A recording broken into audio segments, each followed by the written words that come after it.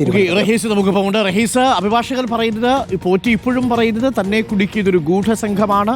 ഈ ഉന്നത 5 പേരടങ്ങുന്ന ഒരു സംഘം ഗൂഢാലോചന നടത്തി കുടുക്കിയ ആളുടെ വിവരങ്ങൾ പുറത്തു വരും എന്ന് തന്നെയാണ് പറയുന്നത്. ഈ സ്വർണം അടിച്ചുകൊണ്ടുപോയി എന്നുള്ളതാണ് SITക്ക് കൊടുത്തിരിക്കുന്ന മൊഴി എന്നാണ് നമ്മൾ മനസ്സിലാക്കുന്നത്. പക്ഷേ തീർച്ചയായിട്ടും അഭിഭാഷകൻ അങ്ങനെയായിരിക്കുമല്ലോ ഒരു നിലപാടെടുക്കുക.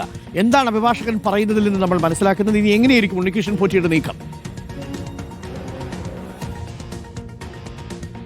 Doctor Arun, good morning. ഇന്നലെ മാധ്യമങ്ങൾക്ക് മുന്നിൽ ഉണ്ണികൃഷ്ണൻ പോറ്റി പറഞ്ഞതും ഉണ്ണികൃഷ്ണൻ പോറ്റി SITക്ക് മൊഴി കൊടുത്ത വിവരം നേരത്തെ ഹരിമോഹൻ റിപ്പോർട്ട് ചെയ്തതുമായ കാര്യങ്ങൾ തന്നെയാണ് അഭിഭാഷകനും ആവർത്തിക്കുന്നത്. അതായത് അഭിഭാഷകനോടും അന്വേഷണ സംഘത്തോടും പോറ്റി പറയുന്നത് ഒരേ കാര്യങ്ങളാണ്. അതല്ലാതെ അന്വേഷണ സംഘത്തോട് ഒന്ന് പറഞ്ഞിട്ട് അഭിഭാഷകനോട് മറ്റൊന്നല്ല പറയുന്നത് എന്നത് ഇതിൽ നിന്ന് വായിച്ചെടുക്കാം. ഉന്നതൻ തന്നെ കുടുക്കി എന്ന് മാധ്യമങ്ങളോട് പറഞ്ഞ കാര്യം തന്നെയാണ് ഇന്നലെ കോടതി അനുമതിയോടുകൂടി 10 മിനിറ്റ് അഭിഭാഷകന് ഒറ്റയ്ക്ക് സംസാരിക്കാനുള്ള സൗകര്യം പോറ്റിക്ക് കൊടുത്തിരുന്നു. ആ സമയത്ത് പോറ്റി പറഞ്ഞത് തന്നെ കുടുക്കിയ ആളുകൾ പിന്നിലുണ്ട്.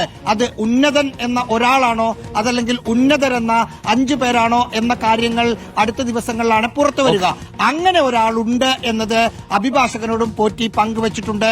അത് അടുത്ത ദിവസം പുറത്തു വരും എന്നാണ് അഭിഭാഷകനോട് സംസാരിക്കുമ്പോൾ അദ്ദേഹം നമ്മളോട് പങ്കുവെക്കുന്നത്. Doctor Arunkumar. Okay, thank you Rahees Rasheed.